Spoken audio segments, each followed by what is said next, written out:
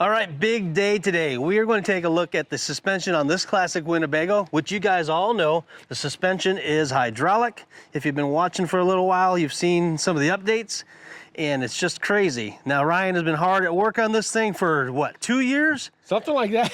Almost 2 years now. Glad you're here. You timed that just right. That's right. So. Come on in, step into my crib. Hey! Welcome, MTV, to my crib here. Hold up. Hey! Welcome to my crib. Rob, step on him. Tell me what you think.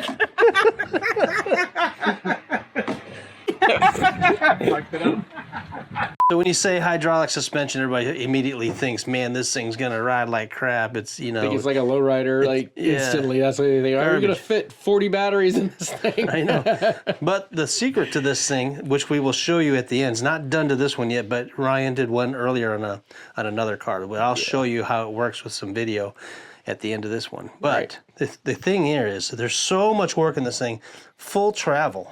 Yeah, it's got 15.5 inches of travel in the front suspension. That's why the arms are so long. They actually had to wrap around the engine to get the pivot far enough in. The reason I did that is because I wanted to use ball joints on the ends instead of uniballs or anything like that, like trophy truck. But I did copy the way trophy truck stuff is done to kind of get a starting point of what I wanted, because that was basically the only thing that has that kind of suspension that can move that much. But the bottom ball joint was the reason that it needed to be that long, the amount of travel it has. I don't remember what it was, but it binds out all the way at the bottom and all the way at the top. So that's where the 15.5 inches comes from, not the cylinder. Cylinder could actually push a little more. But hey, I don't mind any trophy truck, design, right? at all. It's not bad in a lowrider. It works out well. So I just noticed this earlier, that when you put the Hemi in, which, yes, it's got a Hemi. That's a Hemi. You had to notch around the valve cover. Yeah, I built those. I built them with the 318 in there, and then when I put the Hemi in there, it was slightly in the way, but it's just a little bit. Not a big deal. That's not inside here is 2 pieces of 1x2 box tubing next to each other, welded together. So the fact that little bit's not, like, the outside is basically a skin just to make it look cool. Yeah, and if you haven't seen any of the earlier build videos of these arms, it's crazy how they start out as just a bunch of garbage welded together, just to kind of position everything. I'm sure everybody, when they were watching those videos, was like, man, what a I got so many crappy fabricator. That. Like, that's not gonna hold. That's but yeah, that was built like a tank. But in the end, you had a vision and came out perfect. Came out really good. So then we work our way to the back. You've got transmission tunnel, which was just shown in another video. This is 1/8 inch steel. It's heavy duty, so you can stand on it. It's not like a car where you don't have to stand on it. It's all living area. So, but to work your way to the back, you wanted those long travel, like the trophy truck, and this is actually the shock mounts. Or not the shock mounts, but the cylinder mounts, which are... I used 2 cylinders for the rear, too, for a few reasons. One, it looks like trophy trucks, how they have the 2 cylinders or the 2 coilovers hanging right there. And also, I felt like having 2 cylinders instead of 1 bigger cylinder, now I have 2 points of attachment. And so that one, instead of using like a 2-inch bolt, I don't know what it needs to be, but I felt like having extra support and extra mount, extra bolting points would be stronger.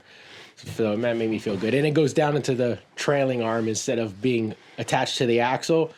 That actually gives it extra lift, which I really don't need, but it does it. And it looks cool because it looks like a trophy truck. And what you might not notice from this angle here, but this here is actually the frame. Yeah. It had to come up to clear the axle, which is going to drop into the body or raise into the body. However many inches that was, it was a lot. Yeah, we had to use a winch just to lift the axle up that high because there's no jack would lift it up high enough to get it where I needed to go. But yeah, after we made them, they looked so cool. I didn't want to hide them. I was like, man, it'd be so cool if we could just leave them visible. And it worked out because it meant the floor was going to be lower. The axle comes up to about the bottom of the frame rails there, so that worked out really well. This is all 1/8 inch steel too. We bent this way on a big press brake, and that makes it super strong though. So that's going to keep these frame rails from being able to pull in. nice and sturdy, like, and hopefully 3-wheel. So one other key to this puzzle to get those dually wheels stuffed up in there had to go with these giant tubs. I mean, if you've seen a street rod, or not street rod, but a hot rod or muscle car with some tubbed out rear end, Yeah. this is like twice the size. They're 34 inches across. And yeah, obviously wide enough to fit the 2 tires. I think they're like 2 feet wide, actually. They are absolutely huge. Looks like the fender on a semi truck. Basically the same thing. Right? Yep. And I hear you're gonna put some maybe mud terrains on there. Definitely putting some mud terrains. I love it. That's I gonna love look it. so You sick. know? I'm going to use 30-inch tall tires. So the fronts right now are 31s and the backs are 29. So I figured I'd just go right in the middle, 30s, and that'll be perfect. You know, this project is like our two worlds collide. Yeah, exactly. Off-road and lowrider. I got all the off-road suspension, but it doesn't work that way. About ready to see this thing cycle from the outside, but there's one more thing that makes this system work. Hydraulic pumps. I got 2 hydraulic pumps, one for the front, one for the rear. They're basically industrial pumps like you would use on a dump trailer. So they're just going to run off of 12 volts. I don't have all the right valving I need in them right now, so it can lean side to side a little bit if the weight's shifted too much, but it seems to be working just fine for what we're trying to do today. You still see it. Well, we are going to have the spring box hooked up, which we don't have now, but we'll post a little... Yeah, I'll put in a spring box video right here and kind of see how it works. So basically, your hydraulic cylinders aren't running just mount to mount. You're running it through a spring, which gives it the full suspension this thing needs to ride like a Cadillac. So I can change that spring rate to whatever we want, and hopefully I'm going to use coilovers in it too, so it'll be a little different. And I guess a really cool idea for that part. Why does everybody say ride like a Cadillac anyway? I mean, it is weird, I mean, I've had a Cadillac. They ride pretty good. Yeah. Is there nothing that rides better? I don't know. Look at Citroen. They're supposed to be one of the best. Citroen? Guess what? They're hydraulic. Really? Yeah. Oh. Citroen's hydraulic. Hydraulic pneumatic, though. They have some air in there, too, but it's like an accumulator. This ain't an accumulator. It's going to be a spring, but similar. All right, let's go watch this thing work. Yeah, let's play.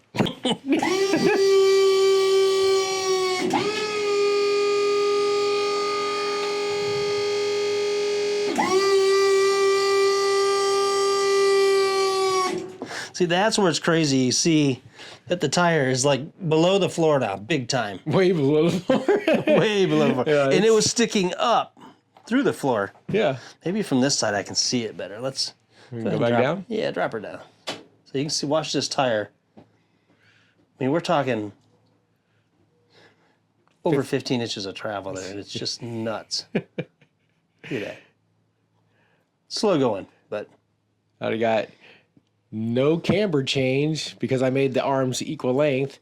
That's a great thing to point out. The camber stays exactly the same. The tire's nice and straight all the way through the cycle.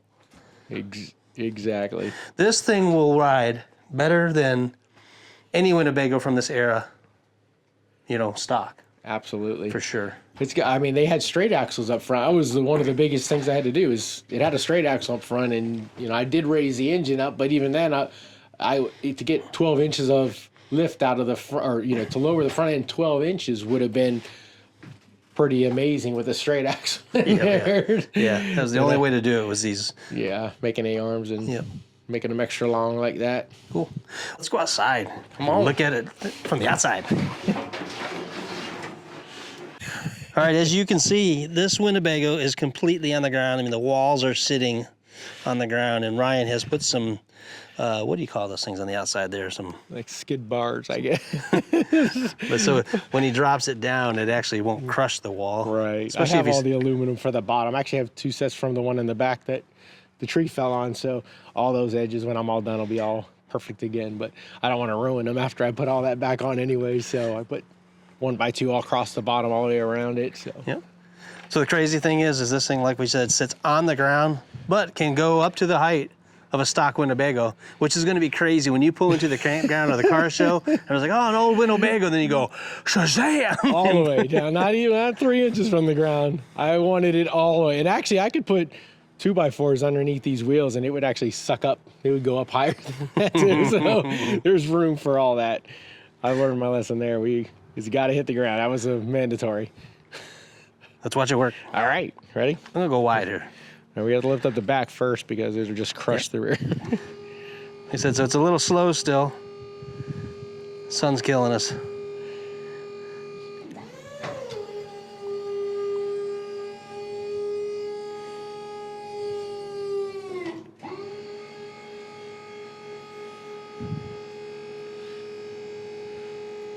Boom, stock Winnebago. The rear has over 2 feet of travel in those rear cylinders. Actually, that's out of oil. But So it could go higher. it could go higher. But that's so it can 3-wheel. So yeah, you pull into the campground, pull in your trailer. I don't even have to use a trailer jack on the trailer. No, just pick her up. I'm gonna put my CT70 on the front. I don't need a ramp for that. Set her on the ground. Exactly. Yeah, so let me stand back here and get a shot. Oh, You can get out of she's your- going low. Yeah, it's too bad about the sun here, but that's all right. So yeah, rear's almost all the way down. the overhang. You have to do it. You have to lower it level, and at the moment, without the right valves, I can't do that exactly because of the weight balance. If I try to lower the front and the rear together, it tends to lean to the left or the right, and it's a bit sketchy when that thing starts leaning. Yeah, the first time you dropped it down, we were all like, whoa. It looked like it's coming over.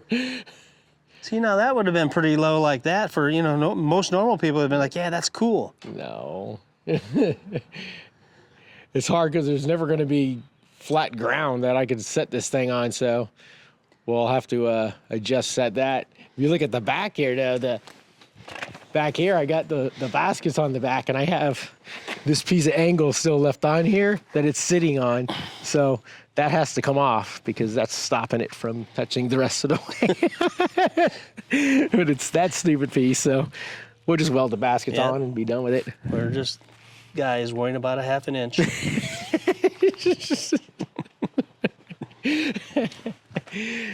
Let's lift it back up again because I could play with this all day. That's why we're here. Somebody commented the other day, and I was like, man, Ryan's all ready to come play with this thing again on Sunday.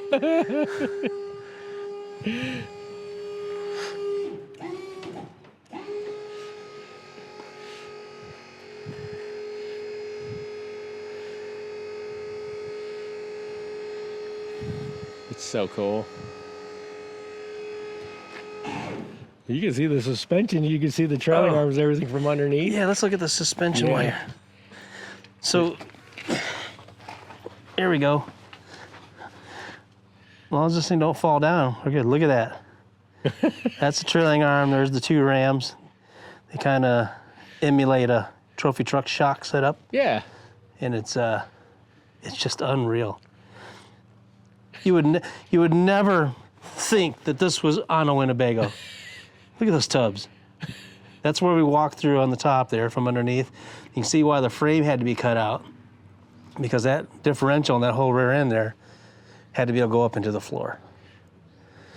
So some of you may be like, well, you can't walk on the inside. I don't think Ryan cared at all about that. He just wanted it low. You can get back and forth. I can just like swing across whatever I have to. Yeah, so there it is. And still a long way to go, but when you get there, Right? what's the plan? Are we still planning on SEMA? I want to go to SEMA. I I want wanna- to drive to SEMA.